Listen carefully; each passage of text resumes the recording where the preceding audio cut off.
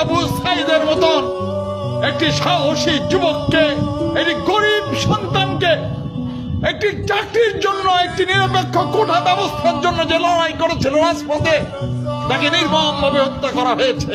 হত্যা করা হয়েছে আমার রাফিকে, হত্যা করা হয়েছে আদনানকে, হত্যা করা হয়েছে ওয়াসিমকে।